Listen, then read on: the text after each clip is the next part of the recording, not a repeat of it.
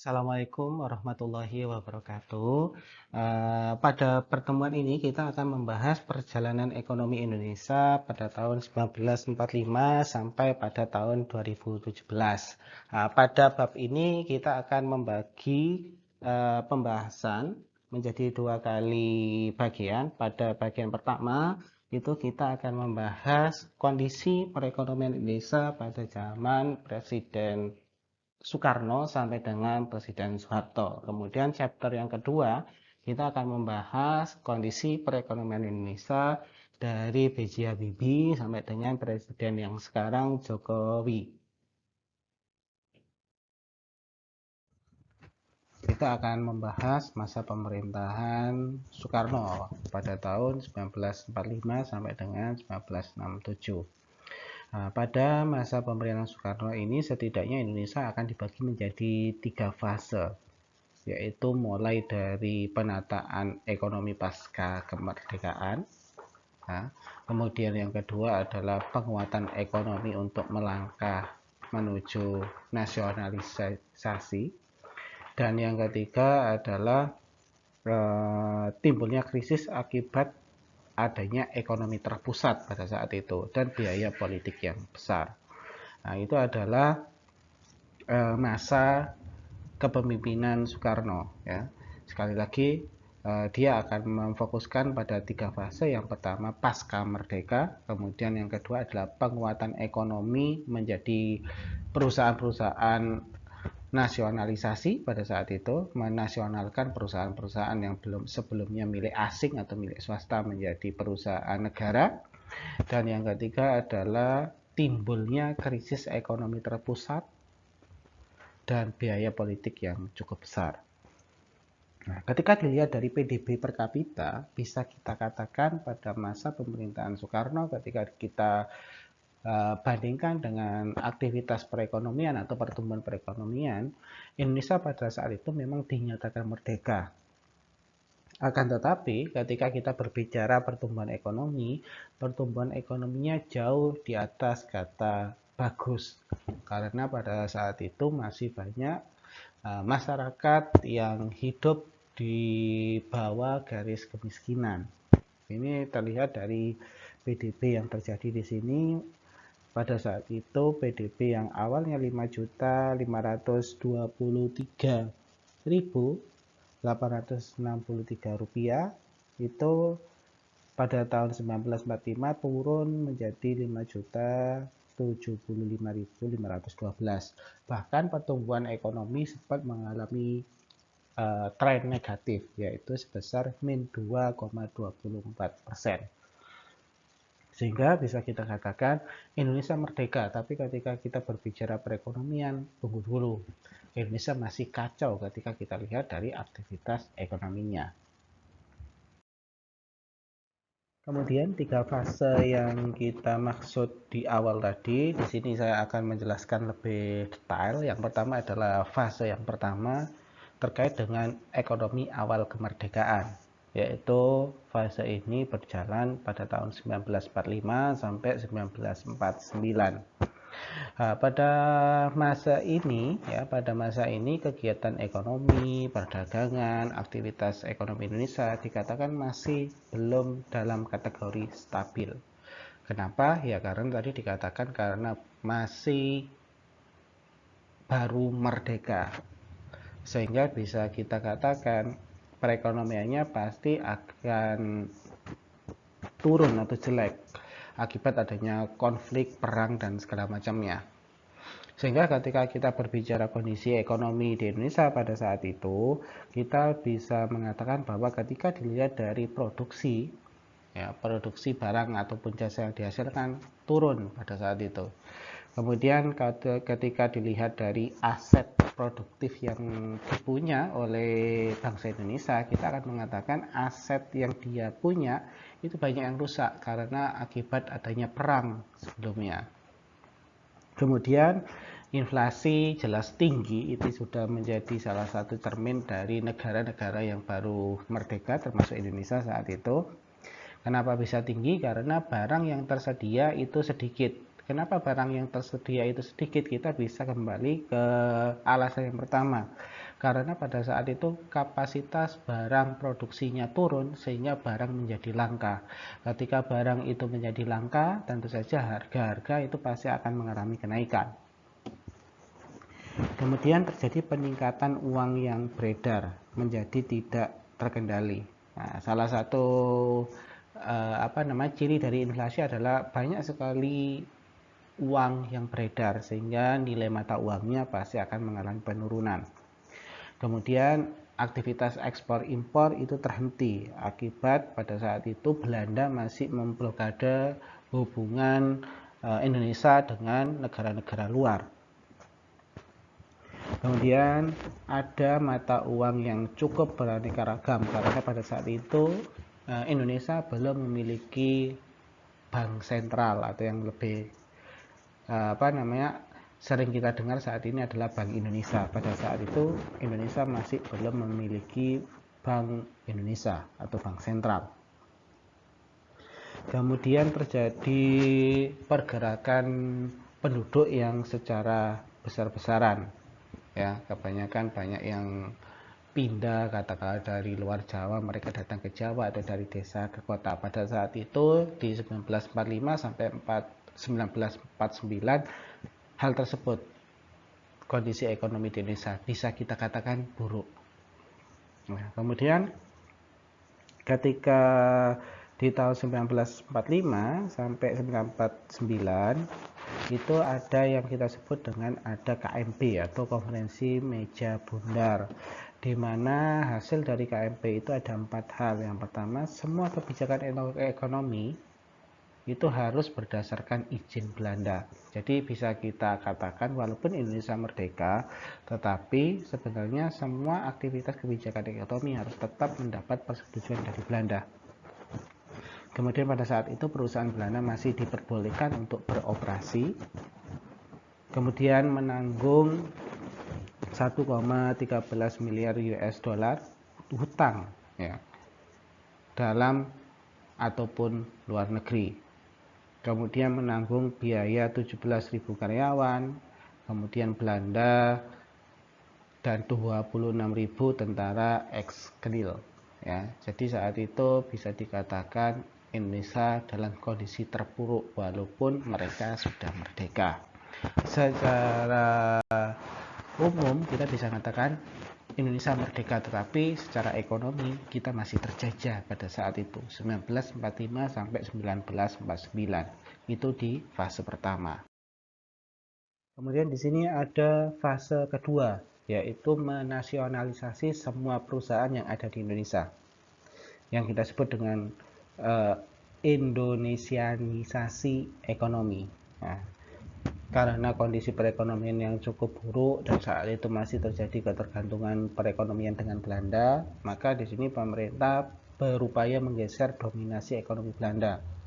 Caranya gimana supaya perekonomian Belanda itu melemah di Indonesia? Yaitu dengan cara meningkatkan peran Indonesia di bidang ekonomi melalui sejumlah program. Salah satunya adalah menasionalisasi semua perusahaan asing yang ada di Indonesia menjadi perusahaan Indonesia.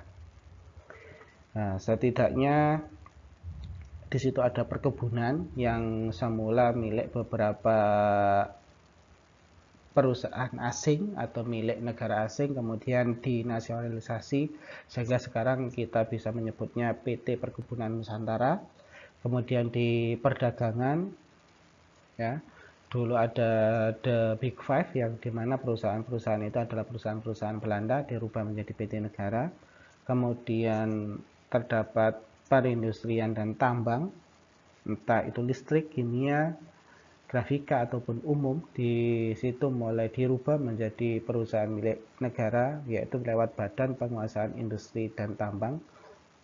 Kemudian perbankan, ya, bank-bank yang ada yang sebelumnya milik Belanda itu dinasionalisasikan sehingga terbentuk yang namanya Bank Indonesia. Kemudian perusahaan listrik yang sebelumnya dikuasai oleh Belanda kemudian dinasionalisasi milik Indonesia, sampai sekarang kita menyebutnya dengan PLN. Kemudian transportasi, ketika kita bicara pelayaran dirubah menjadi Pelni. Kemudian penerbangan itu kita punya yang semula milik asing sekarang kita rubah pada zaman itu menjadi Garuda Indonesia. Kemudian perkeretaapian sekarang menjadi perusahaan negara kereta api. Nah, itu adalah beberapa cara agar Indonesia bisa bangkit perekonomiannya, karena pada saat itu dievaluasi bahwa mengapa perekonomian Indonesia tidak bisa bangkit, ya karena ekonomi Indonesia masih didominasi oleh Belanda. Nah, supaya dominasi Belanda ini berkurang, maka pemerintah berusaha menasionalisasi semua perusahaan yang ada atau yang beroperasi di Indonesia menjadi perusahaan milik negara. Itu adalah tahapan yang kedua di zaman pemerintahan Soekarno. Nah, pada zaman itu juga kita mengenal yang namanya gunting uang cara Safruddin dalam mengendalikan inflasi. Sempat di awal kita bilang bahwa inflasi pada saat itu sangat tinggi. Bagaimana cara menghentikan atau menanggulangi inflasi? Di situ ternyata mata uangnya digunting. Nah, kalau kita bisa lihat di sini, ada mata uang yang digunting di mana tetap berlaku namun harganya menjadi setengah. Ada sebagian digunakan untuk aktivitas transaksi, tetapi ada sebagian yang ditukar dengan obligasi. Ya. Jadi ketika ditukar dengan obligasi, maka secara sederhananya orang yang menukarkan dengan obligasi, mereka dikatakan menginvestasikan sebagian uangnya karena mereka akan mendapatkan bunga pengembalian 3%. Nah, kemudian di sini apa manfaatnya? Nah, ternyata ketika ada istilah gunting uang, ya, menggunting uang untuk mengendalikan inflasi, ternyata angka inflasi pada saat itu bisa ditekan. Ya. Jumlah uang yang beredar bisa ditekan. Katakanlah sebelum adanya pengguntingan uang lewat caranya Safruddin, itu uang yang ada atau uang yang beredar pada saat itu adalah sekitar 64,7%. Tetapi setelah adanya cara Safruddin dengan mengendalikan inflasi melalui gunting uang, maka uang yang beredar atau uang yang berada di masyarakat itu turun dari 64,7 turun menjadi 19,8%. Nah, jadi bisa dikatakan bahwa Menteri Keuangan saat itu yaitu Safruddin, cara pengendalian supaya tidak terjadi inflasi yang terus meningkat dengan cara menggunting mata uang tersebut itu dikatakan efektif pada saat itu. Kemudian di sini era ekonomi terpimpin yaitu pada tahun 1957 sampai 1965 ini adalah fase yang ketiga dari pemerintahan Soekarno pada saat itu. Yang pada masa-masa sebelumnya inflasi itu bisa dikendalikan, tapi pada saat menjelang pemilu, ya, pada saat menjelang pemilihan beberapa petinggi-petinggi negara pada saat itu terjadi pembiayaan politik yang cukup tinggi, sehingga mengakibatkan APBN pada saat itu defisit. APBN yang defisit pada saat itu mau tidak mau harus ditutup. Bagaimana cara menutupnya? Padahal pada saat itu katakanlah ekspor impor tidak bisa berjalan, aktivitas perdagangan masih terbatas karena produksi rendah. Mau tidak mau adalah caranya dengan cara bank sentral diminta untuk mencetak uang dengan tujuan menutup defisit APBN. Akibatnya bank sentral mencetak uang sesuai dengan kebutuhan yang dibutuhkan untuk pembiayaan politik pada saat itu, sehingga yang semula inflasi bisa ditekan akhirnya muncul kembali yang kita sebut hiperinflasi. Nah, sekali lagi hiperinflasi di sini salah satu penyebabnya adalah karena biaya politik pada saat itu tinggi, sehingga mengakibatkan defisit APBN, anggaran belanja negara menjadi defisit. Bagaimana cara menutupinya? Kalau kita bicara perekonomian di era modern itu cukup banyak, katakanlah dengan menerbitkan surat hutang, mengenjot aktivitas ekspor, dan segala macamnya. Tetapi pada saat itu yang perlu kita ketahui bersama bahwa Indonesia baru merdeka. Apa yang sudah kita bisa lakukan di zaman sekarang itu tidak bisa dilakukan pada zaman dulu. Maka mau tidak mau Bank Sentral harus mau membiayai dengan cara menerbitkan uang untuk membiayai APBN yang defisit tersebut. Akibatnya yang semula inflasi bisa ditekan, akhirnya kembali terjadi hiperinflasi. Nah, kemudian karena terjadi hiperinflasi, maka mau tidak mau harus ada langkah-langkah penanganan hiperinflasi. Setidaknya ada 2 tahap untuk menangani hiperinflasi yang terjadi lagi pada saat itu.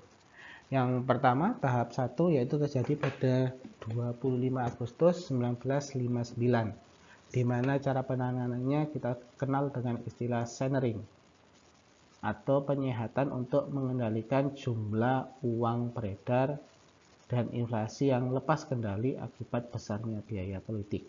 Nah, centering ini seperti apa? Setidaknya ada 3 cara, yaitu penurunan nilai mata uang. Ya, jadi di situ yang dikatakan semula nilainya 1000, maka yang dikatakan centering yang semula 1000, mata uang 1000 akan dinilai dengan harganya 100. Ya, jadi ada penurunan nilai uang. Kemudian ada pembekuan giro. Ya, giro yang sudah ada di masing-masing bank itu dibekukan, kemudian ditukar menjadi surat hutang negara. Kemudian yang ketiga adalah devaluasi, ya, menurunkan nilai tukar rupiah terhadap US dollar. Ya, yang semula 1 US dollar itu nilainya 11,4, itu dirubah menjadi 1 US dollarnya jauh lebih mahal. Itu yang kita sebut dengan centering. Jadi ada 3 tahap.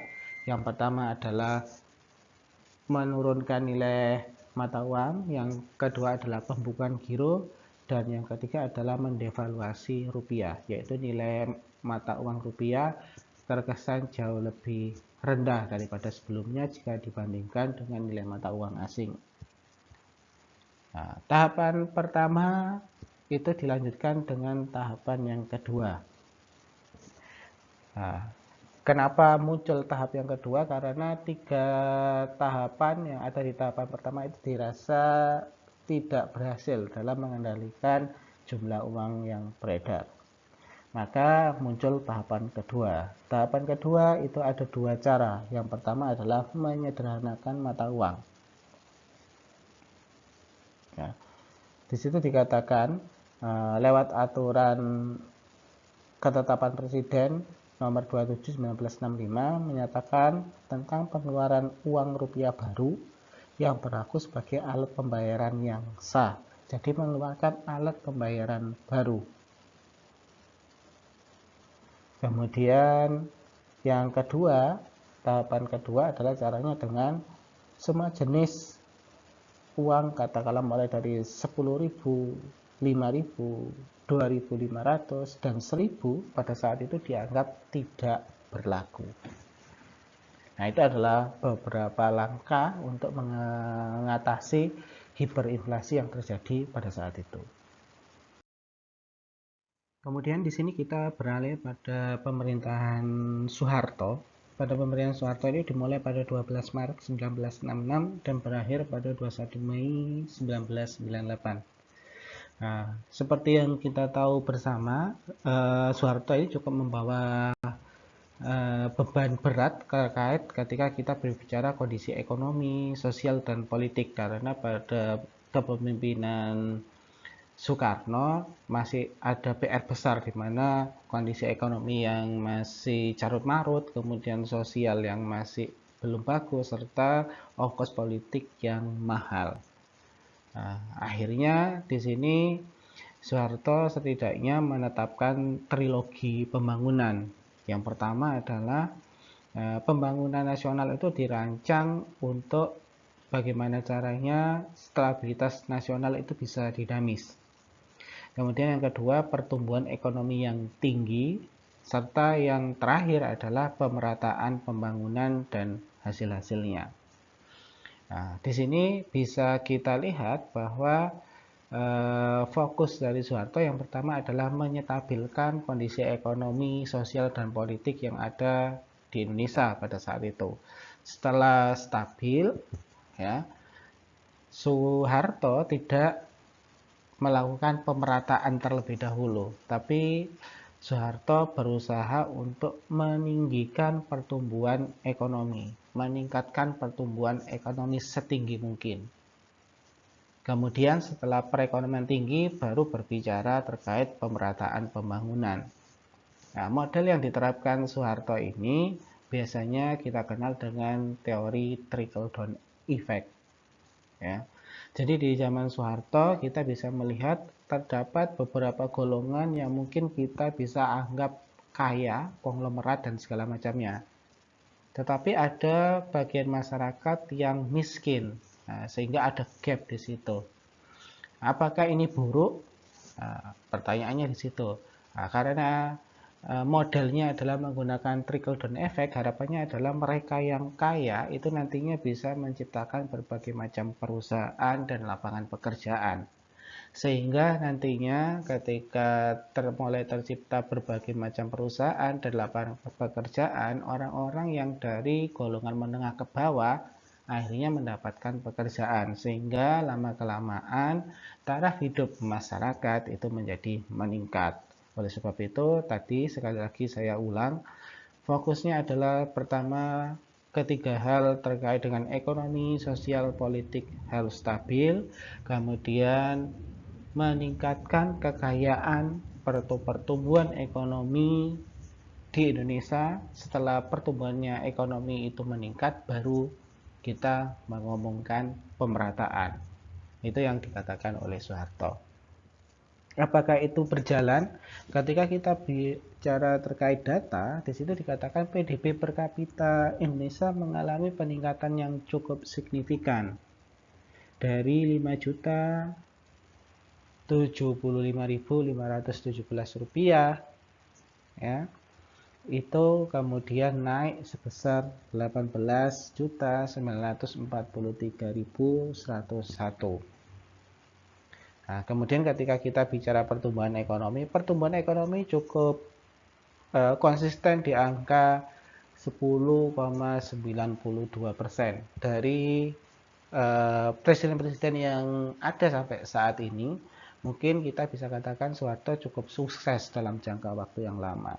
Tapi menjelang akhir pemerintahannya, karena beberapa peristiwa krisis moneter dan banyak pergolakan politik serta sosial pada saat itu, di akhir pemerintahannya pertumbuhan ekonomi merosot sebanyak sampai minus 13,13%.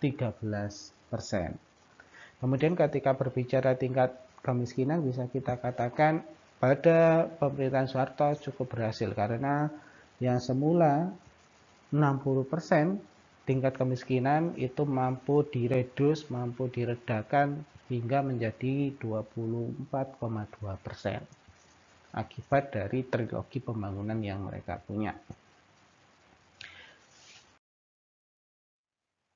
Untuk menjaga stabilitas ekonomi dan merehabilitasi perekonomian, di sini Soeharto fokus terhadap 4 kebijakan.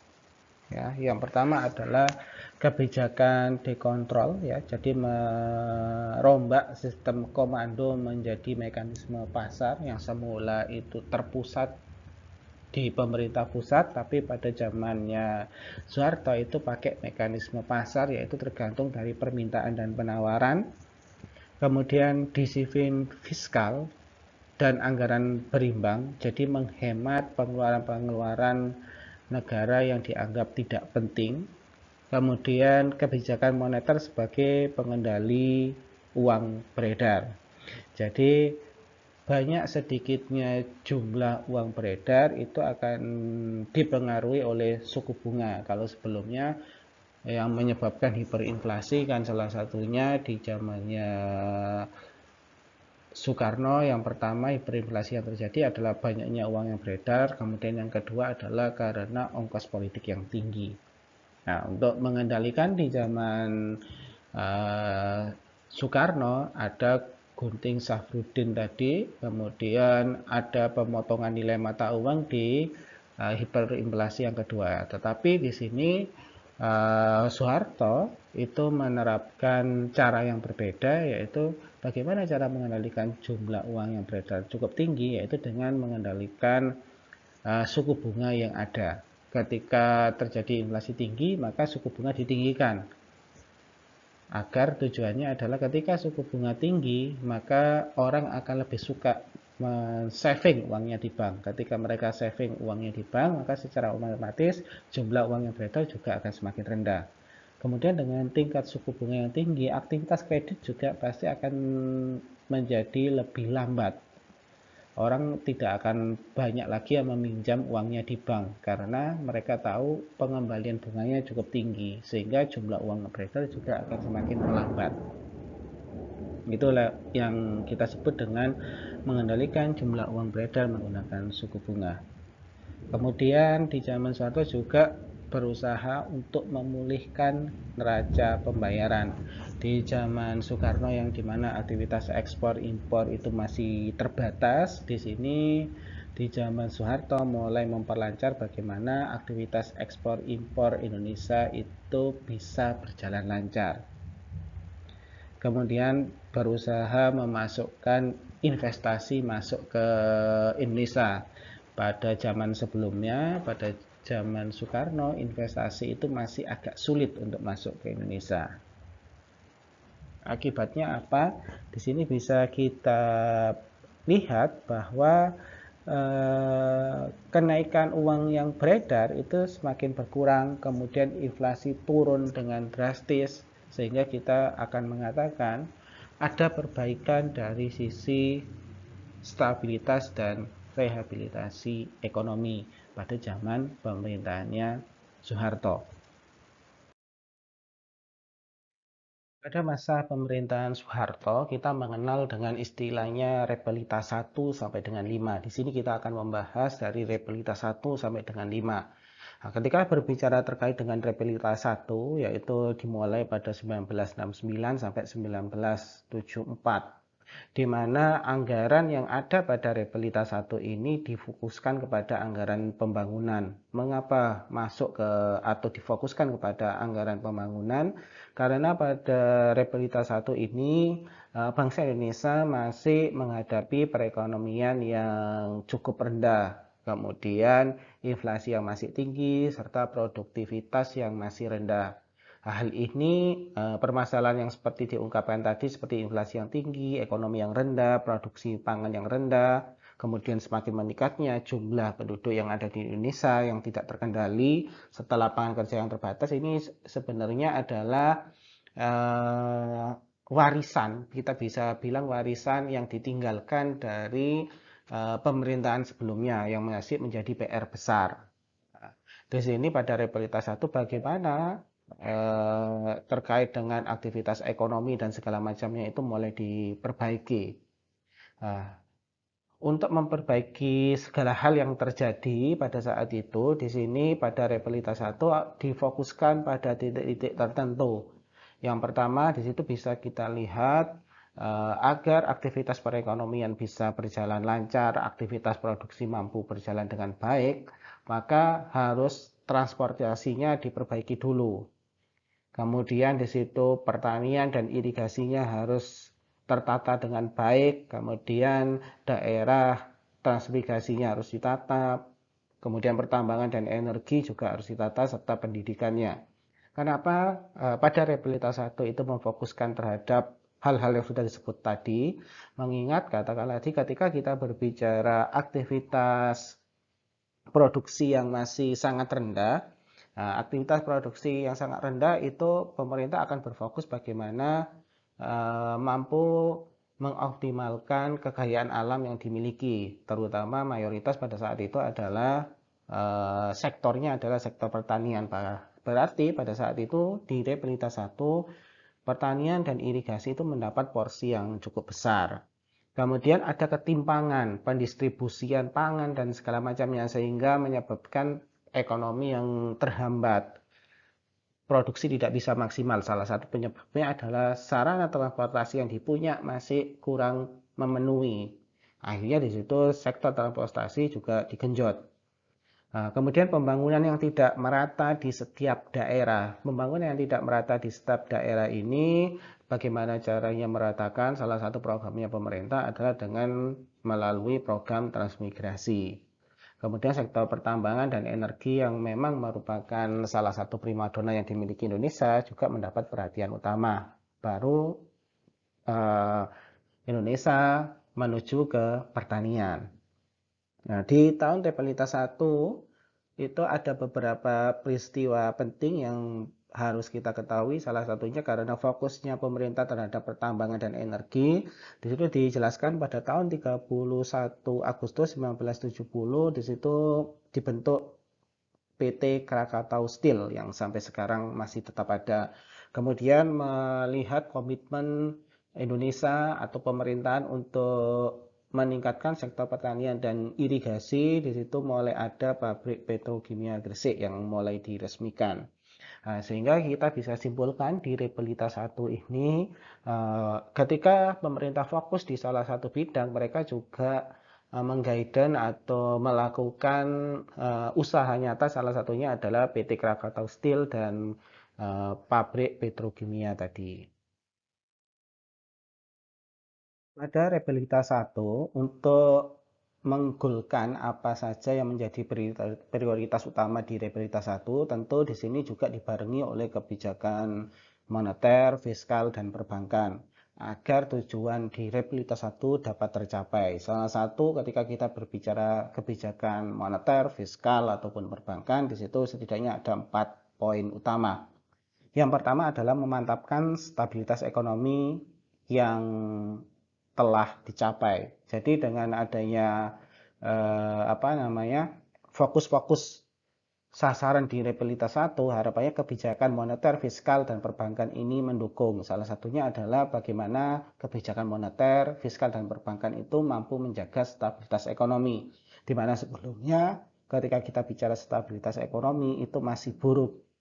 Kemudian untuk mendukung katakanlah sektor industri, pariwisata, ataupun pertanian atau perikanan, di sini pemerintah meminta kepada sektor-sektor moneter, fiskal, ataupun perbankan untuk membantu menyediakan kredit bagi katakanlah para pelaku usaha.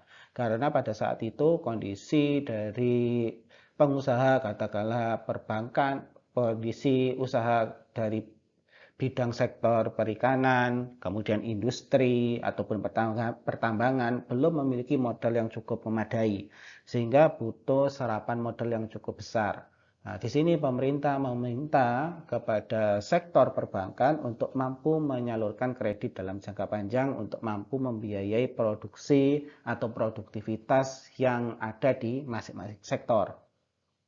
Kemudian yang ketiga, sektor perbankan dan moneter juga diminta untuk penurunan suku bunga kredit. Mengapa? Itu sudah jelas ketika pada saat itu seperti pedagang ataupun aktivitas pengusaha ekspor itu melakukan pinjaman kepada perbankan, tetapi ketika suku bunganya tetap tinggi, maka secara otomatis roda perekonomian tidak akan bisa bergerak karena para pengusaha ataupun para eksportir nantinya akan membayar bunga yang cukup besar. Untuk menstimulus aktivitas perekonomian dan para pengusaha ataupun para eksportir itu mampu melakukan aktivitasnya secara maksimal, jelas ketika mereka melakukan pinjaman ke perbankan, setidaknya mereka diberi keringanan untuk pembayaran bunga yang rendah.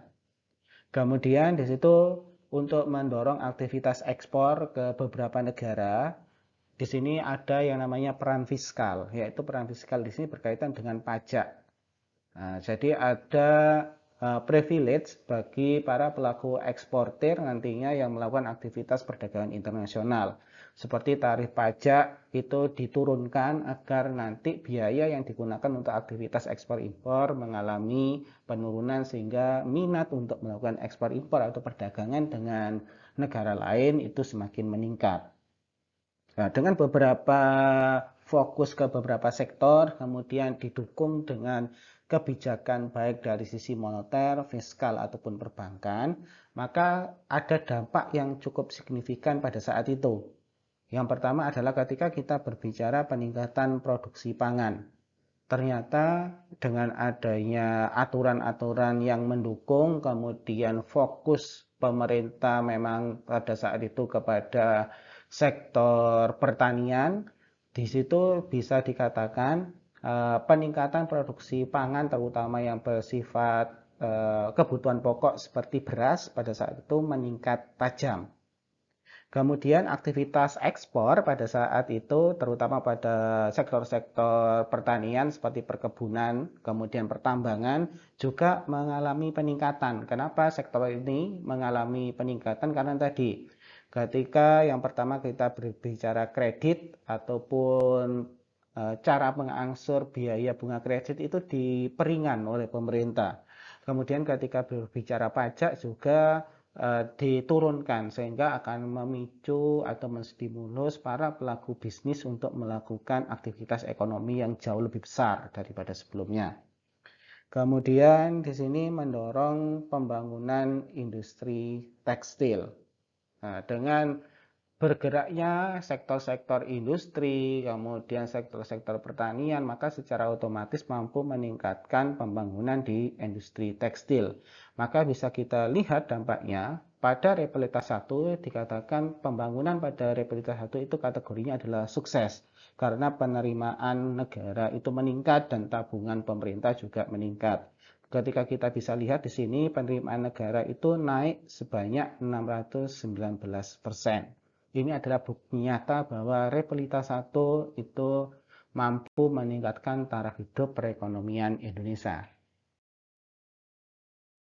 Kemudian ketika kita berbicara Repelita 2, yaitu pada tahun 1974 sampai 1979, ketika kita melihat perekonomian Indonesia secara keseluruhan, pemerintah di sini mendapat berkah minyak. Karena pada saat itu harga minyak meningkat cukup tajam dan ini dimanfaatkan benar oleh pemerintah pada saat itu untuk memperbaiki aktivitas perekonomiannya.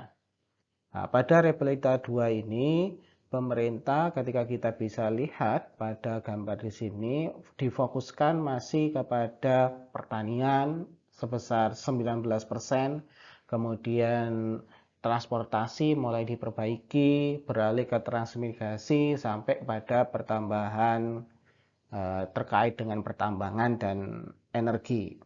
Nah, pada Repelita 2 ini kondisi perekonomian Indonesia mulai perlahan bangkit karena tadi pada saat itu kondisi minyak yang ada di Indonesia cukup besar, kemudian harga minyak dunia pada saat itu cukup tinggi sehingga pembiayaan pembangunan yang ada di Indonesia pada saat itu sebagian besar disuplai oleh penghasilan dari aktivitas ekspor minyak, di mana aktivitas ekspor minyak tersebut tadi sudah dikatakan banyak diproporsikan untuk aktivitas pertanian, irigasi, transportasi, kemudian transmigrasi, kemudian di situ ada pertambangan serta pendidikan. Sedangkan yang lainnya masih kita anggap average-nya adalah 2%, baik itu perumahan, pertanahan, sampai dengan industri.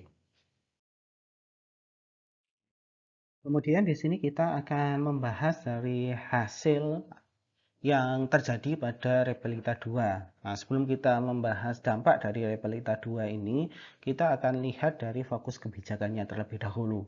Ada perbedaan antara ketika kita berbicara Repelita 1 dengan Repelita 2, di mana ketika kita berbicara kebijakan pada Repelita 1 itu kita punya tiga, yaitu fiskal, moneter, dan perbankan. Tetapi pada Repelita 2 ini, fiskal tidak lagi difokuskan pada Repelita 2. Di Repelita 2 ini yang masih menjadi fokus pada pemerintah saat itu adalah terkait kebijakan yang berkaitan dengan moneter dan perbankan. Setidaknya ada tiga. Yang pertama adalah di sini masih berkutat terkait bagaimana cara memantapkan stabilitas ekonomi. Kemudian bagaimana meningkatkan atau mendorong pertumbuhan dan mendukung pemerataan pembangunan. Nah, bagaimana cara mewujudkan itu? Setidaknya ada 2 poin di bawahnya yang bisa mendukung itu.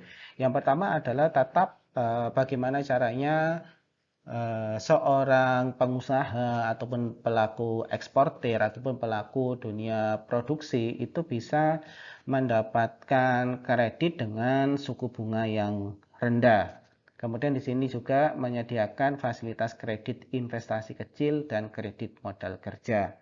Sehingga bisa kita simpulkan kebijakan ini lebih mengarah kepada bagaimana agar seseorang yang ingin melakukan aktivitas produksi itu mendapatkan suku bunga kredit yang jauh lebih mudah dan lebih murah, agar ketika mereka mendapat fasilitas kredit yang murah, kemudian suku bunga yang rendah, kemudian fasilitas kredit investasi yang kecil, kemudian kredit modal kerja, harapannya adalah aktivitas produktivitas yang ada di Indonesia itu akan semakin meningkat, sehingga barang-barang yang dihasilkan juga nantinya akan semakin banyak.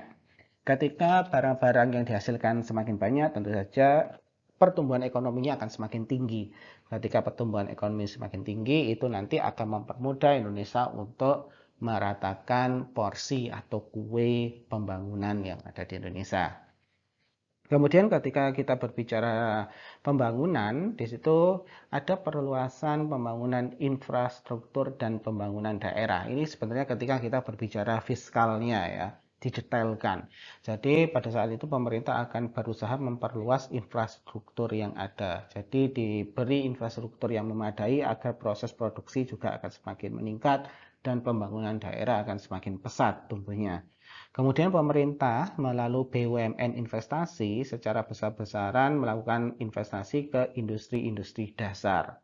Jadi investasi yang dimaksud di sini adalah investasi kepada perusahaan besar di mana dia memegang industri dasarnya, bukan industri turunannya. Kemudian pembangunan industri, kemudian sampai ke peningkatan daya saing produk ekspor dan substitusi impor. Jadi pada Repelita 2 itu tidak lagi berbicara pada berapa banyak barang yang bisa diekspor, tapi sekarang ada sedikit upgrading. Yang dibicarakan adalah bagaimana barang-barang yang diekspor itu bisa berkualitas. Kemudian ketika dilihat dari impor, karena pada saat itu sebagian besar barang-barang yang diciptakan atau yang di-create di Indonesia itu didatangkan bahan dasarnya dari luar negeri. Jadi di sini mulai dicari solusi bagaimana mengurangi ketergantungan bahan kebutuhan pokok untuk melakukan produksi. Artinya pemerintah mencari barang-barang pengganti yang bisa diproduksi di dalam negeri. Itu sebabnya pemerintah melakukan investasi secara besar-besaran kepada industri-industri dasar yang ada di Indonesia. Ketika Repelita 2 itu dijalankan, apa dampaknya? Nah, di sini kita bisa lihat ekonomi tumbuh di atas 7%. Nah, ketika kita bicara perekonomian saat ini, untuk ekonomi tumbuh di atas 7% itu sangatlah sulit. Nah, sehingga ketika kita coba membandingkan, mungkin ketika kita coba average rata-rata tingkat pertumbuhan, itu masih bagus pada Repelita 2 jika kita bandingkan dengan yang saat ini, pertumbuhan yang terjadi saat ini. Kemudian di situ dampak yang kedua adalah belanja pemerintah dan industri sebagai penggerak pertumbuhan ekonomi. Jadi ketika ditanya ekonomi Indonesia pada saat Repelita 2 itu apa yang mengguide dan apa yang menggerakkan, yang menggerakkan ada dua. Yang pertama, belanja pemerintah yang semakin meningkat karena katakanlah ada devisa yang masuk secara besar-besaran, kemudian aktivitas ekspor minyak bumi yang meningkat karena pada saat itu harganya semakin tinggi, itu akan menggerakkan atau apa namanya, men-trigger kenapa pertumbuhan ekonomi Indonesia bisa sampai 7%. Selain itu dari sektor-sektor industri yang mulai berkembang.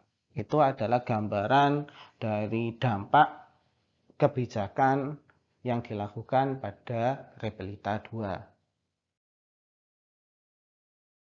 Kemudian sekarang kita akan memasuki Repelita 3, yaitu pada tahun 1979 sampai 1984. Pada Repelita 3 ini ada beberapa permasalahan yang menjadi fokus pada pemerintah saat itu. Salah satunya adalah pemerintah diminta untuk mengendalikan ledakan penduduk yang cukup tinggi. Mengapa? Karena ketika ledakan penduduk yang cukup tinggi itu terjadi secara terus-menerus, maka akan berdampak pada kebutuhan bahan pokok untuk memenuhi kebutuhan hidup orang banyak itu cukup meningkat. Nah, itu akan menjadi permasalahan.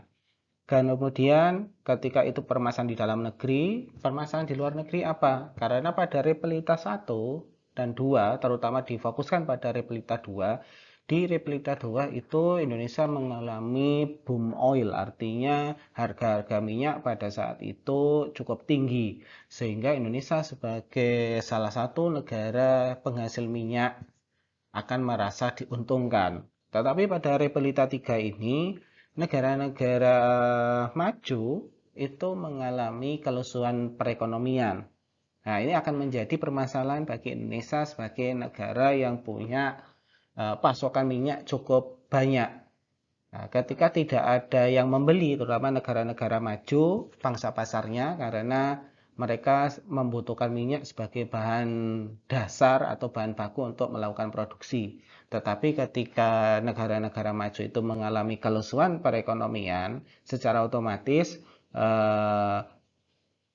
di dunia akan terjadi pasokan minyak berlebih. Jadi jumlah minyak yang ada di dunia itu semakin bertambah. Akibatnya apa? Efeknya adalah harga minyak pada saat itu jatuh.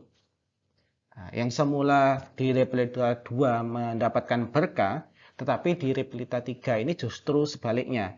Pada saat harga minyak itu mulai jatuh, padahal minyak kita itu cukup banyak di Indonesia, maka secara otomatis itu tidak menguntungkan bagi Indonesia. Sehingga di Repelita 3 ini, pemerintah berusaha untuk melepaskan ketergantungan dari minyak. Ya, jadi yang di Repelita 2 itu pemerintah sangat tergantung dengan aktivitas ekspor minyak. Semakin banyak negara yang mengimpor minyak dari Indonesia, maka devisa negara akan semakin besar. Tapi di Repelita 3 ini karena negara-negara pengimpor atau negara-negara maju itu mengalami kelesuan ekonomi sehingga harga minyak dunia jatuh. Sehingga ketika Indonesia masih fokus kepada minyak, maka secara otomatis pertumbuhan ekonominya akan berjalan lebih lambat. Itu yang terjadi pada Repelita 3.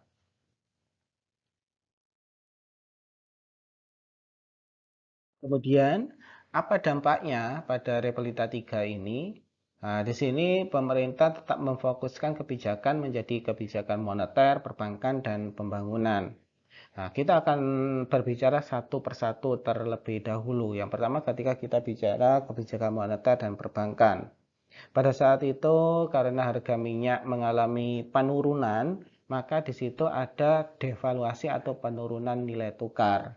Karena harga-harga minyak menurun, sehingga negara-negara penghasil minyak itu tidak bisa memasarkan minyaknya ke negara-negara maju. Sehingga ini akan berdampak pada mata uang yang dimiliki oleh Indonesia. Pada saat itu mengalami devaluasi, penurunan mata uang. Kemudian di situ perbankan bebas menghimpun dana publik dan menetapkan suku bunga kredit dan deposito. Nah, di sini yang agak terjadi perubahan pada Repelita 1 dan Repelita 2. Ketika kita berbicara perbankan, itu masih diatur oleh pemerintah bagaimana caranya perbankan itu menyediakan kredit dengan bunga yang rendah, kemudian kredit yang dipermudah. Nah, pada Repelita 3 ini kebijakan-kebijakan terkait suku bunga, kemudian penghimpunan dana itu dikembalikan lagi kepada perbankan. Jadi perbankan bebas menetapkan berapa suku bunga yang nanti bakal dikenakan kepada peminjam. Kemudian ketika kita beralih kepada pembangunan, ya, kebijakan yang berfokusnya kepada pembangunan, di situ terjadi peningkatan produksi swasembada pangan, ya, melalui program intensifikasi dan ekstensifikasi serta diversifikasi. Nah, jadi di sini ketika kita berbicara pembangunan, pemerintah akan fokus ke bagaimana cara mencukupi kebutuhan pokok yang ada di Indonesia. Karena pada Repelita 3, seperti yang kita bahas sebelumnya, salah satu permasalahan utama adalah mengendalikan ledakan penduduk, di mana ketika penduduk itu meledak dalam jumlah yang cukup besar, tingkat populasinya, maka pemerintah harus bisa mencukupi kebutuhan pokoknya. Akhirnya di situ terjadi kebijakan, di mana kebijakannya mendorong agar swasembada. Kemudian membangun industri pengolahan bahan baku menjadi barang jadi seperti baja, pupuk, semen, dan kertas. Jadi di sini harapannya adalah ketika melakukan aktivitas perdagangan internasional, Indonesia tidak lagi mengimpor bahan mentah. Contohnya tadi di Repelita 2, Indonesia pasti hanya akan mengimpor barang mentah, katakanlah minyak tadi. Tapi di Repelita 3 ini aktivitas perdagangan internasionalnya sudah mulai dirubah. Indonesia tidak lagi memfokuskan pada ekspor bahan baku, ya, tetapi dia akan berusaha membuat produk jadi atau setengah jadi. Kemudian fokus kebijakan pembangunan yang ketiga adalah menekan laju pertumbuhan penduduk. Ini seperti yang kita bahas di Repelita 3 tadi, fokus utamanya. Kemudian di sini juga ada reformasi perpajakan. Ya, ada penyederhanaan jenis pajak yang semula pajak itu ada 16 jenis macamnya, maka di sini dipersempit menjadi hanya 5 jenis. Kemudian perubahan sistem dari official assessment menjadi self assessment. Jadi di sini setiap perusahaan ya itu boleh mengasesmen atau memeriksa atau mengaudit dirinya sendiri. Kemudian penyederhanaan tarif pajak. Penyederhanaan tarif pajak ini sebenarnya sejalan seimbang dengan penyederhanaan jumlah dan jenis pajak tadi. Kemudian dampaknya apa ketika pemerintah melakukan berbagai macam kebijakan ini? Dampak yang pertama adalah produksi gabah terus meningkat. Hari ini dikatakan mungkin cukup sukses untuk mengatasi permasalahan ketika ledakan penduduk itu terjadi, maka Indonesia harus menyediakan kebutuhan pokok yang juga semakin banyak. Nah, akhirnya akan ada beberapa kebijakan tadi. Hasilnya apa? Ternyata produksi gabah di Indonesia meningkat pada saat itu. Kemudian program penekanan kepada bagaimana caranya menekan laju pertumbuhan penduduk itu juga dianggap berhasil pada saat itu, ya, yang semula ada di kisaran 5% itu turun menjadi 2%. Nah, pada Repelita 3 bisa kita katakan Repelita 3 ini masih berhasil, tapi ada beberapa permasalahan yang memang harus ditangani. Jika dibandingkan dengan Repelita 2 mungkin akan masih cukup menguntungkan ada di Repelita 2. Karena harga minyak masih tinggi dan pangsa pasar dunia masih terbuka lebar. Padahal ketika kita bicara di Repelita 3, kita bisa lihat bahwa kawasan-kawasan negara maju itu mengalami kelesuan. Sehingga walaupun kita punya banyak minyak, ketika kita coba jual, maka harganya pasti akan jauh lebih murah karena negara-negara maju itu mengalami kelesuan ekonomi. Kemudian di sini kita berlanjut pada Repelita 4. Bisa dikatakan Repelita 4 ini adalah berakhirnya berkah minyak yang sudah dinikmati oleh Indonesia selama dari Repelita 2 ke Repelita 3. Karena pada Rebelita 4 ini ya, harga minyak sudah secara positif mengalami kemerosotan. Nah, sehingga di sini pemerintah pada saat itu diminta untuk berpikir keras bagaimana cara memajukan pertumbuhan ekonomi Indonesia selain dengan mengandalkan minyak. Nah, salah satu yang dibahas di Rebelita 4 ini adalah terkait bagaimana cara menggerakkan eh, aktivitas perbankan melalui kebijakan moneter yang ada pada saat itu. Itu adalah fokus pada Rebelita 4. Seperti yang sudah dikatakan di awal, fokus pada Rebelita 4 ini adalah salah satunya adalah bagaimana cara membuat pertumbuhan ekonomi selain dari ketergantungan minyak. Karena minyak pada saat itu sudah dikatakan harga minyak dunia pada saat itu mengalami kemerosotan. Nah, tadi dikatakan bahwa di Rebelita 4 itu akan difokuskan pada aktivitas moneter yang terjadi di dalam negeri atau di Indonesia itu sendiri. Salah satunya adalah di situ fokus kebijakannya adalah mempermudah perluasan jaringan bank dan pendirian bank baru. Jadi di Rebelita 4 yaitu pada tahun 1984 sampai 1989 itu akan sangat banyak sekali bank-bank yang bermunculan. Kemudian mempermudah bank untuk memenuhi syarat untuk menjadi bank devisa. Jadi secara sederhana bisa kita simpulkan pada Rebelita 4 ini akan banyak sekali menjamur bank-bank yang tersebar di seluruh Indonesia. Karena syarat untuk menjadikan sebuah lembaga keuangan itu cukup mudah pada saat itu. Nah, efeknya apa? Ada sedikit kehilangan efek kehati-hatian nantinya. Dan itu akan bermasalah ketika katakanlah terjadi kredit macet atau segala macamnya. Nah, tetapi pada saat Rebelita 4 itu tidak sampai memikirkan bagaimana ketika suatu orang bisa membuat bank dengan cukup mudah, efek ke depannya seperti apa. Sepertinya di Rebelita 4 ini belum begitu dibahas. Bisa kita lihat di situ dampaknya katakanlah mungkin di tahun 1968 pada saat itu hanya beberapa bank saja yang berdiri di Indonesia, tetapi pada Rebelita 4 ini bisa kita lihat total bisa mencapai sekitar 60 bank. Itu akibat ada kelonggaran-kelonggaran yang diberikan oleh pemerintah sehingga banyak bank berdiri pada saat itu.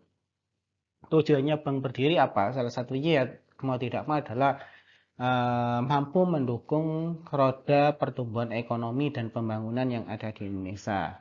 Ya, karena fokus pembangunan pada saat itu bagaimana terjadi peningkatan dan perluasan pemerataan pembangunan. Tentu itu butuh modal yang cukup banyak. Padahal ketika kita berbicara modal atau uang yang cukup banyak itu sudah tidak bisa lagi dihasilkan lewat yang namanya minyak tadi. Nah, maka salah satu alternatifnya ya tadi membuka penghimpunan dana yang berasal dari lembaga perbankan. Kemudian mengembangkan industri yang dapat menghasilkan mesin industri sendiri. Nah, jadi yang awalnya katakanlah di Rebelita 1 itu bahan-bahannya ketika ingin membuat suatu barang itu masih impor, kemudian di Rebelita 2 dan 3 itu mulai bagaimana caranya Indonesia itu bisa mengekspor barang setengah jadi atau jadi. Kemudian di Rebelita 4 ini bagaimana sebuah sektor industri ini mampu menghasilkan mesin industri sendiri. Jadi tidak mulai mengurangi ketergantungan dari negara asing. Kemudian membangun industri yang berbasis potensi sumber daya alam. Nah, ini cukup bisa diterima karena mengingat pada saat itu potensi sumber daya alam Indonesia cukup melimpah sehingga pada saat itu industri didorong untuk berbasis pada potensi sumber daya alam yang ada di Indonesia. Nah, kemudian ketika kita berbicara terkait dengan penduduk miskin, ini juga mengalami pengurangan yang cukup signifikan. Kenapa bisa berkurang cukup signifikan? Ya karena tadi industri-industri yang ada di Indonesia sudah mulai tumbuh. Yang semula di tahun 1970 penduduk miskinnya 60%, Kemudian 1980 turun cukup drastis dari 60% menjadi 28,6. Di tahun 90-an turun lagi menjadi 15,1. Jadi penduduk miskin mulai perlahan itu menjadi persentasenya menjadi kecil karena tadi mulai banyak industri berdiri, kemudian akses keuangan itu akan semakin banyak, jauh lebih mudah karena banyak bank yang sudah mulai tumbuh. Itu adalah dampak dari dijalankannya Repelita 4. Kemudian kita memasuki repelita kelima. Ini adalah repelita terakhir dari repelita 1, 2, 3, 4, dan 5. Permasalahan pada repelita 5 ini adalah terkait dengan ledakan para pencari kerja. Ketika ledakan para pencari kerja ini, jumlah angkatan kerja semakin meningkat, ketika tidak bisa dikontrol atau diserap semuanya menjadi para pekerja, maka risiko terbesarnya adalah akan banyak angka pengangguran yang terjadi. Nah, sebenarnya ketika kita berbicara ledakan angkatan kerja yang tinggi, ini adalah sebagai dampak permasalahan yang terjadi pada repelita 1. Karena pada repelita 1, permasalahan utama pada saat itu adalah tingginya angka jumlah penduduk yang ada di Indonesia. Nah, di repelita 1 itu dikatakan jumlah penduduk di Indonesia meningkat secara tajam.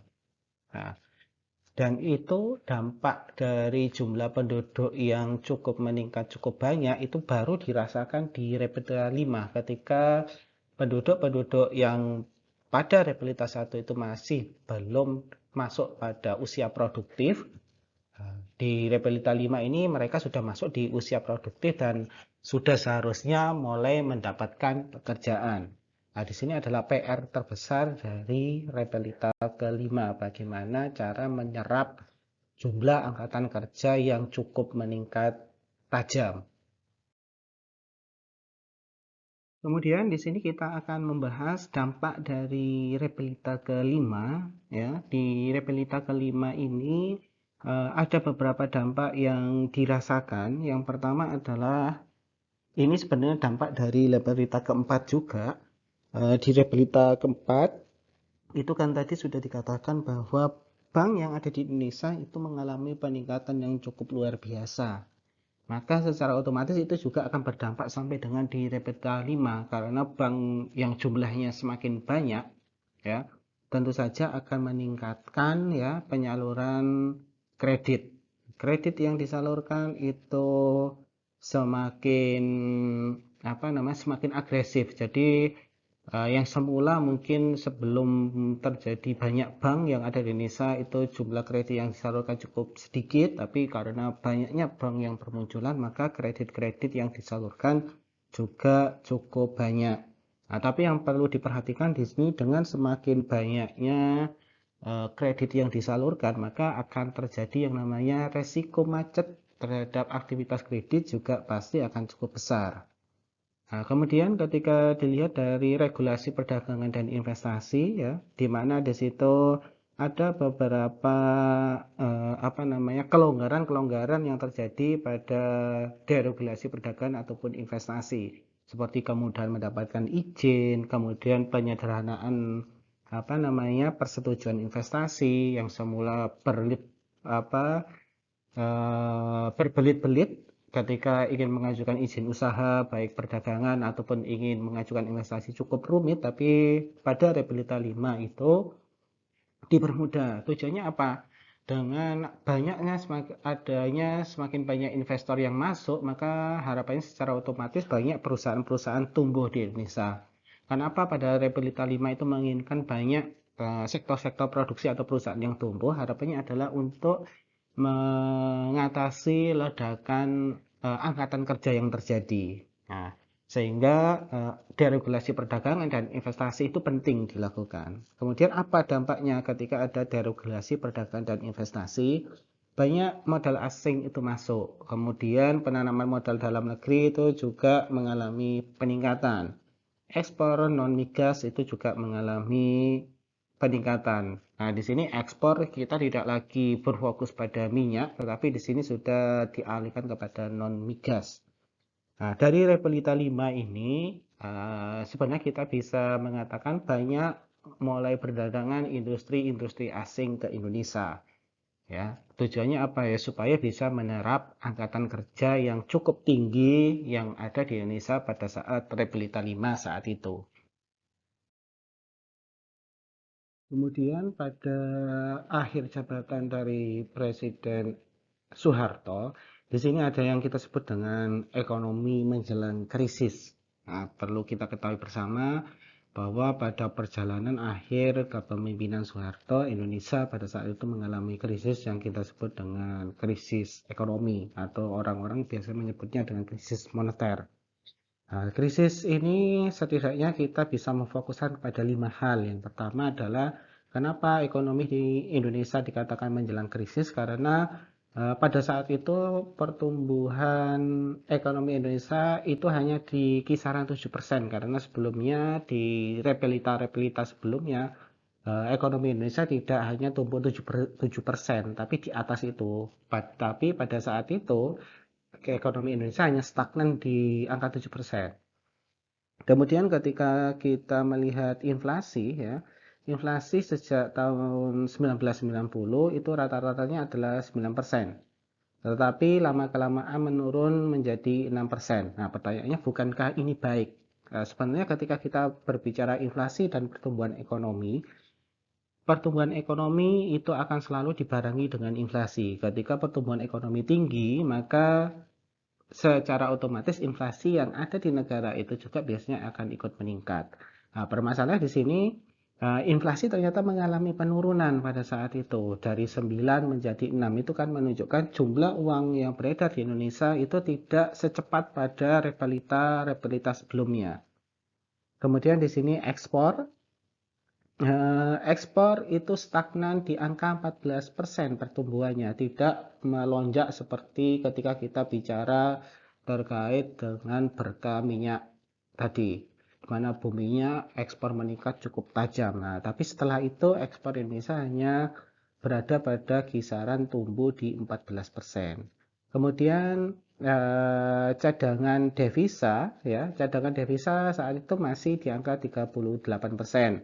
Kemudian IHSG cukup bergairah pada saat itu. Hanya saja di sini pada tahun 97 sampai 98, nah ini mulai ada pergolakan-pergolakan yang menyebabkan Indonesia dalam masa krisis.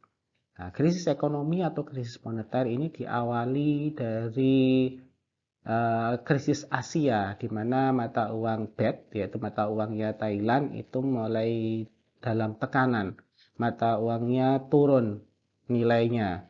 Kemudian itu direspon di tanggal 30 Mei 97, di mana Bank Dunia itu menyebutkan kondisi makro Indonesia pada saat itu, walaupun katakanlah di Asia, terutama di Thailand, itu kondisinya sudah buruk, sudah memasuki masa krisis, tapi World Bank saat itu masih mengatakan Indonesia masih dalam keadaan baik. Ya, kemudian di tahun 97, di 2 Juli, Thailand itu mengubah kebijakan, ya, di mana kebijakan kurs itu menjadi mengambang bebas. Artinya nilai tukar BET Thailand itu dibiarkan mengambang, tergantung dari permintaan pasar. Kalau banyak yang meminta mata uang Thailand, maka secara otomatis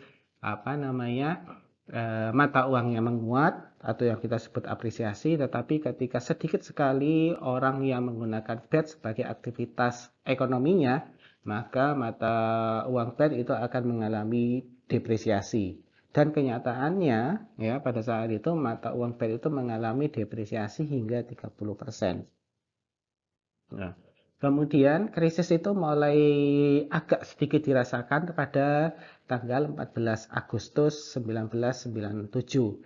Pada saat depresiasi uang BET itu mengalami penurunan nilainya, ternyata rupiah juga ikut-ikutan menurun. Nah, ketika mata uang rupiah ikut tertekan pada saat itu, ya Indonesia juga merubah kebijakannya menjadi kebijakan kurs mengambang. Jadi kekuatan rupiah ditentukan oleh aktivitas permintaan dan penawaran. Kemudian berlanjut ke 31 Oktober 97. Di sini ada IMF ya. IMF itu berkomitmen memberikan bantuan kepada negara-negara Asia untuk mengatasi masalah krisis ini. Nah, pada tahun 98 di 16 Januari itu pemerintah Indonesia melalui Presiden Soeharto mulai menyetujui bantuan yang diberikan kepada IMF ya untuk mengatasi beberapa permasalahan yang sudah mulai memasuki di Indonesia, yang semula hanya di Asia, kemudian masuk ke Thailand, kemudian mulai masuk ke Indonesia. Nah, di tahun 1998, 26 Januari, pemerintah mulai melakukan penjaminan dana nasabah perbankan. Karena pada saat itu jumlah perbankan cukup banyak, kemudian mulai terjadi krisis, sehingga para nasabah itu mulai khawatir ketika uang yang mereka taruh di perbankan itu tidak bisa kembali karena permasalahan krisis ekonomi tadi. Nah, kemudian di tanggal 13 sampai 14 ya, krisis keuangan yang terjadi itu diperparah dengan gejolak kerusuhan sosial ya, seperti mahasiswa yang mulai turun ke atau menguasai kantor DPR MPR seperti itu akan memperburuk kondisi ekonomi Indonesia sampai di tahun 19 Mei tepatnya ya. Di sini BCA pada saat itu diambil alih oleh pemerintah karena pada saat itu dikatakan ada kondisi beberapa perbankan itu hampir jatuh pailit. Nah, supaya tidak merugikan kepada nasabah-nasabahnya, akhirnya pemerintah men-take over perbankan-perbankan yang ada itu. Itu adalah kondisi menjelang krisis sampai terjadinya krisis yang ada di Indonesia, yaitu tepatnya di tahun 97 sama 98. Kemudian di sini akan dijelaskan pada saat krisis itu benar-benar datang, bagaimana kondisi ekonomi yang ada di Indonesia. Seperti yang dikatakan di awal, krisis di Asia Tenggara itu datang dari Thailand. Ketika Thailand menetapkan nilai tukarnya mengambang, artinya tergantung permintaan dan penawaran yang ada di pasar. Nah, ketika krisis itu sudah masuk di kawasan Asia Tenggara, termasuk Thailand, Malaysia, dan Indonesia, maka banyak investor, baik itu investor dari Asia ataupun investor dari negara-negara selain Asia, itu menarik dananya keluar dari wilayah Asia. Akibatnya apa? Ketika investor menarik dananya keluar, katakanlah ketika kita berbicara Indonesia, maka program-program pembangunan yang sudah direncanakan sebelumnya itu pasti akan terpending dan terancam tidak dilakukan. Akibatnya ketika program-program pembangunan tidak bisa dilakukan, maka pertumbuhan ekonomi pasti tidak akan bergerak. Itu adalah permasalahannya. Kenapa ya? Karena banyak investor itu mulai menarik dananya keluar dari Asia. Sehingga di situ dikatakan efeknya apa ke Indonesia? Ya, rupiah kita itu melemah. Yang semula katakanlah $1 itu nilai tukarnya adalah 2.376. Nah, ketika krisis itu datang, $1 itu bisa mencapai 16.650. Kemudian lonjakan inflasi cukup tinggi. Ya. Tertinggi adalah di Oktober 98 di mana inflasi itu sampai di angka 90%. Kemudian banyak bank-bank yang mengalami kebangkrutan. Kemudian yang ketiga adalah banyak modal-modal asing milik swasta itu ditarik dari Indonesia. Sehingga kita bisa katakan Indonesia mengalami permasalahan ekonomi di sini. Investasinya tidak jalan, kemudian perbankannya hampir semuanya jatuh pailit, kemudian inflasi melonjak tinggi dan rupiah itu tidak ada harganya.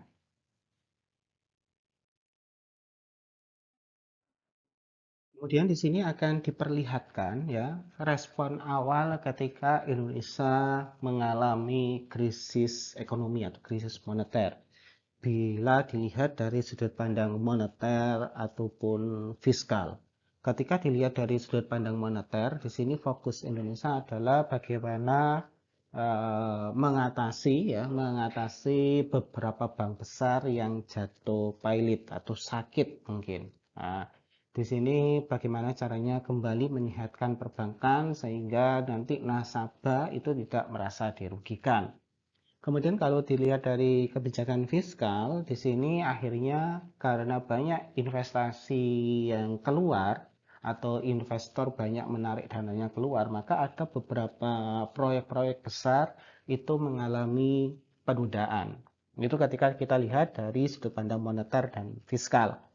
Kemudian ketika kita lihat programnya apa untuk mengatasi kepercayaan masyarakat yang sudah mulai berkurang terhadap pemerintah, karena pada saat itu eh, masyarakat itu masih memiliki tanda tanya besar. Bagaimana cara pemerintah untuk mengendalikan krisis moneter yang melanda Indonesia? Nah, setidaknya di situ difokuskan kepada enam hal. Yang pertama adalah pemerintah itu akan berusaha menjamin penuh dana dari para nasabah yang sudah ditanamkan di masing-masing bank, terutama kepada masing-masing bank yang dianggap sakit atau jatuh pailit. Jadi pemerintah akan berusaha mengembalikan dana nasabah secara penuh. Kemudian langkah selanjutnya adalah membentuk Badan Penyihatan Perbankan Nasional.